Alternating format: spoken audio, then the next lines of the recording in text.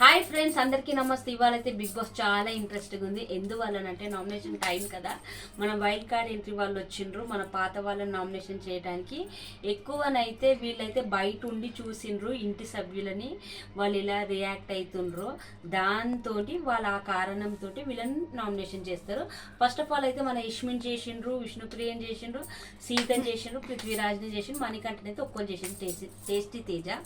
ఎందుకు యష్మిన్ చేసిండ్రు అంటే యష్మి మొత్తం మణికంఠన్ టార్గెట్ చేసి ఆడింది. ఈ వీక్ 4-5 వీక్స్ నుండి అట్లనే చేసింది. దానివల్ల యష్మిన్ చేసిండ్రు.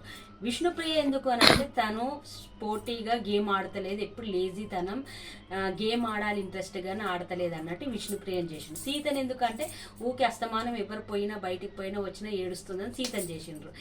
ఇంకా పృథ్వీరాజ్ని కూడా చేసిండ్రు, మణికంఠన్ కూడా చేసిండ్రు. ఇంకా తర్వాత ఈ పాత వాళ్ళకు బిగ్ బాస్ ఏమన్నాడు, వైల్డ్ కార్డ్ ఎంట్రీ వాళ్ళని ఇద్దరిని నామినేషన్ చేయాలంటే మన మహబూబ్ని చేసిండ్రు, గంగవ్వని చేసిండ్రు. ఇంకా ఈ రీజన్స్ ఏంది అని అంటే చిన్న చిన్న వాటికి పాల ప్యాకెట్కి మణికంఠన్ టార్గెట్ అంతా మణికంఠదే తీసుకుండ్రు వీళ్ళు.